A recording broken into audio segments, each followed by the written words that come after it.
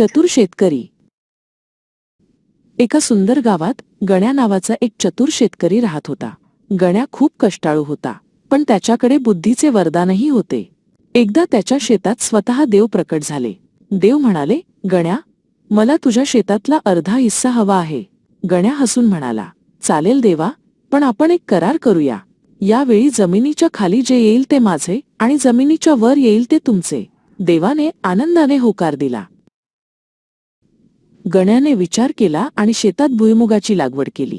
त्याने रात्रंदिवस मेहनत केली आणि पिकाला पाणी दिले. पाहता पाहता पूर्ण शेत हिरवेगार झाले.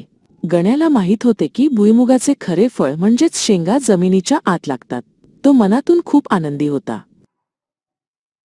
जेव्हा काढणीची वेळ आली तेव्हा गण्याने जमिनीखालच्या सर्व भुईमुगाच्या शेंगा काढून घेतल्या. देवाच्या वाट्याला फक्त जमिनीच्या वरचा पाला आला. देवाला आपली फजिती झाल्यासारखे वाटले. देव म्हणाले, पुढच्या वेळी जमिनीच्या वरचे तुझे आणि खालचे माझे. गण्याने नम्रपणे मान डोलवून तथास्तु म्हटले. आता गण्याने पुन्हा आपली चतुराई वापरली आणि शेतात ज्वारी पेरली. त्याला माहीत होते की ज्वारीची टपोरी कणसे झाडाच्या अगदी टोकाला म्हणजेच जमिनीच्या वर येतात. त्याने पिकाची खूप काळजी घेतली. काही दिवसातच शेतात उंच ज्वारीची ताटे वाऱ्यावर डोलू लागली. ज्वारी कापणीला आली तेव्हा गण्याने वरची टपोरी कणसे कापून घेतली. बिचाऱ्या देवाच्या नशिबात फक्त जमिनीखालची मुळे आली. देव थोडे चिडले आणि म्हणाले, गण्या, तू खूपच चतुर आहेस. आता यावेळी जमिनीच्या वरचे आणि खालचे दोन्ही माझे आणि फक्त मधले तुझे. गण्याने ही अटही मान्य केली. गण्याने यावेळी विचार केला की असे कोणते पीक आहे ज्याचे फळ झाडाच्या मधल्या भागात लागते. त्याने लगेच शेतात मका लावायचे ठरवले. मक्याची झाडे वेगाने वाढू लागली. गण्याला पक्के ठाऊक होते की मक्याचे कणीस झाडाच्या फांदीला आणि खोडाच्या मधल्या भागात येते.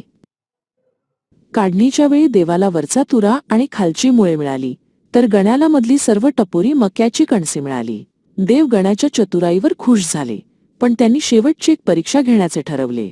देव म्हणाले, गण्या, आता मला डोंगरावरून वाहणाऱ्या पाण्यावर पिकवलेला भात हवा आहे.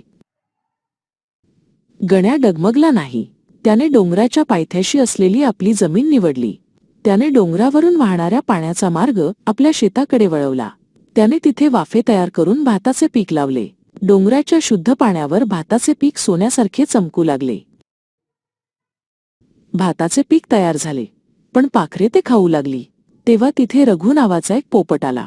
रघु म्हणाला, गण्या दादा, काळजी नको करू.